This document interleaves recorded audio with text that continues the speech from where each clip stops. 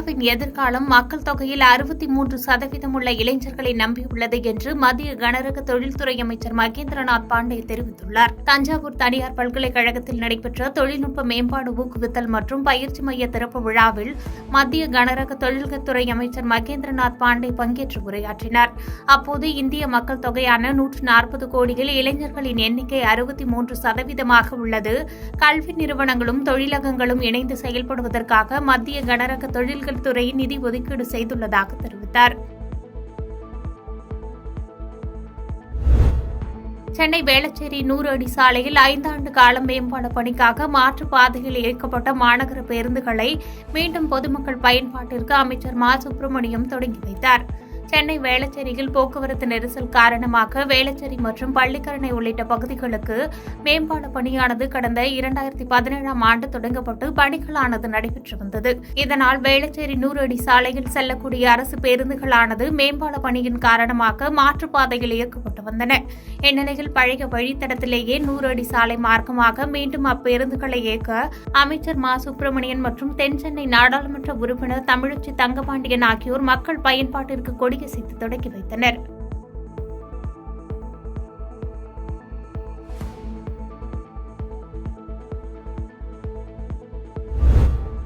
ஓமலூர் அருகே தனியார் நார் உற்பத்தி தொழிற்சாலையில் தீ விபத்து ஏற்பட்டு 20 லட்சம் மதிப்பிலான இயந்திரம் மற்றும் நார்குவியல் எரிந்து சேதமடைந்தது.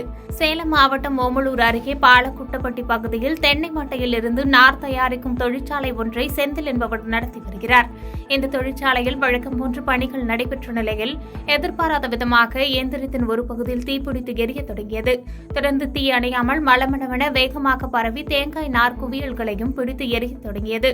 தகவலின் அடிப்படையில் சம்பவ இடத்திற்கு சென்ற ஓமலூர் தீயணைப்பு நிலைய வீரர்கள் தீயை அணைக்கும் முயற்சியில் தீவிரமாக ஈடுபட்டு பொதுமக்கள் உதவியுடன் தீயை அணைத்தனர். இதற்கிடையில் தீ விபத்தில் நாற்பருக்கும் இயந்திரம் என சுமார் 20 லட்சம் மதிப்பிலான பொருட்கள் எரிந்து சேதமடைந்தது. மேலும் இந்த தீ விபத்து குறித்து ஓமலூர் போலீசார் விசாரணை நடத்தி வருகின்றனர். மதுராந்தகம் அருகே சாலை ஓர பள்ளத்தில் வேன் கவிழ்ந்த விபத்தில் 10க்கும் மேற்பட்டோர் காயமடைந்து மருத்துவமனையில் சிகிச்சை பெற்று வருகின்றனர். செங்கல்பட்டு மாவட்டம் மதுராந்தகம் சென்னை திருச்சி தேசிய நெடுஞ்சாலையில் நீதிமன்றம் அருகே சென்னை கீழ்ப்பாக்கம் பகுதியில் இருந்து திருவண்ணாமலைக்கு நிகழ்ச்சி ஒன்றில் கலந்து கொண்டு பெரியவர்கள் குழந்தைகள் என 24 பேர் வேனில் பயணம் செய்தனர். அப்போது அந்த வேனானது மதுராந்தகம் நோக்கி வரும்பொழுது கட்டுப்பாட்டை இழந்து சாலை ஓரத்தில் இருந்த பள்ளத்தில் தலைகீழாக கவிழ்ந்தது. வேன் கவிழ்ந்த இடம் பள்ளமாக இருந்தாலும் குப்பை கிடங்காக இருந்ததால் வேனில் பயணம் செய்த 24 பேரில் 6 குழந்தைகள், 4 பெண்கள், 2 ஆண்கள் உட்பட 12 பேர் காயமடைந்தனர். மேலும் காயமடைந்தவர்களை உடனடியாக மதுராந்தகம் காவல்துறையினர் ஆம்புலன்ஸ் மூலம் சிகிச்சைக்காக மருத்துவமனைக்கு அனுப்பி வைத்தனர்.